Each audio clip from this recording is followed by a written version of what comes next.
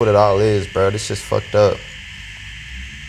I'm really trying to change that shit. So, all right, say your song hit tomorrow, they writing you a check for $1 million. Or actually, let's say crazy number, they writing you a check for $50 million, right? Yeah. So you got everything you could want or need, you got that. Are you going into philanthropy immediately? Are you reinvesting? What would you do with that check?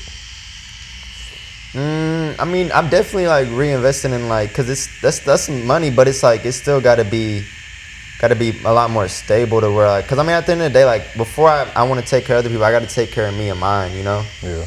So that's the biggest thing, and making sure that this shit is stable for, you know, when I have kids and like, you know, to be able to like pass this shit on. Like I want to make sure I got at least enough money to pass on to my kids so they can at least, you know, carry on my legacy and do the shit, you know, and give back too, you know?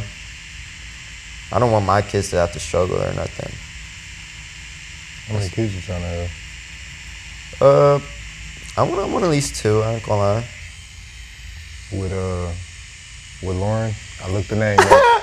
Nah, that's funny. I looked the name up. It was Lauren. Hey, Lauren, shout out to you, gang. Yeah. And that was just, she was just like one of the girls I liked, and it was like in middle school. I used to like that hoe. Like, I don't know what it was, bro. But she was the first one of the girls that like broke my heart. Like I talk about it in the song. It's like, used to like a bitch named Lauren.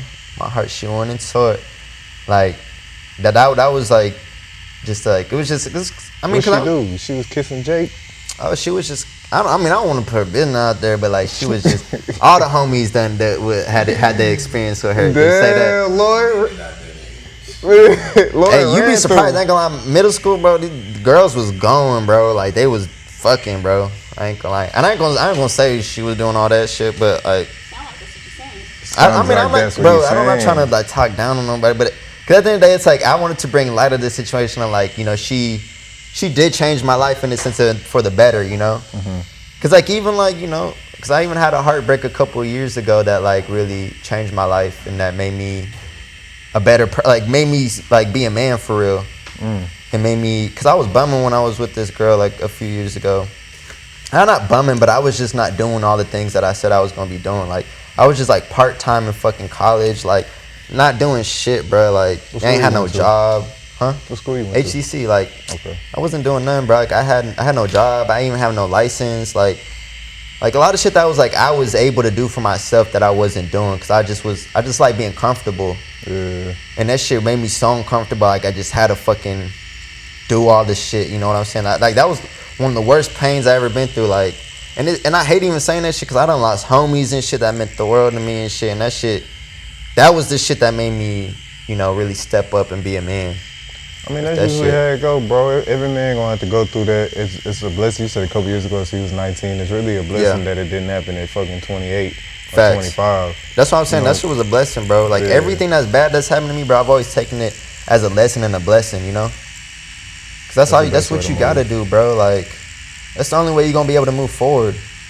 Cause at the end of the day, like, I don't let this shit that happened to me, like, be a part of my identity of, like, that's who I am now. Yeah. Cause I feel like even after this car crash, I could have been like, bro, fuck everybody. Like, y'all niggas don't even know I just was in this fucking, I just almost died and shit. Like I went back to work, bro. I immediately was spreading joy, talking to everybody, being like happy, not even like talking about that shit. Like, I'm trying to change for the better and really just be, you know, not holding on to shit, letting go. That's the biggest thing. That's a good mindset to have.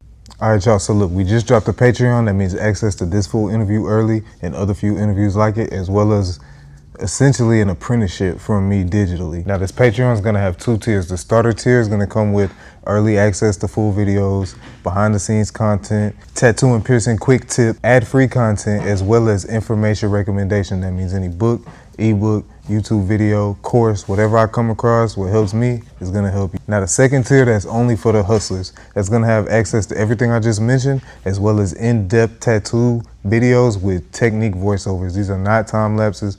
This is full 2, 3, 4 hours, however long it takes me to tat, you're gonna see all of it. We're also gonna have my Piercing 101 guide that's already up, my Piercing 102 guide that's on the way. I'm gonna drop the gems for the entrepreneurs. I'm gonna have things for clothing lines, manufacturers, how to speak with them, etc. I might even do some personal critiques for those trying to be tattoo artists. Be on the lookout for that. Subscribe to the channel and subscribe to the Patreon.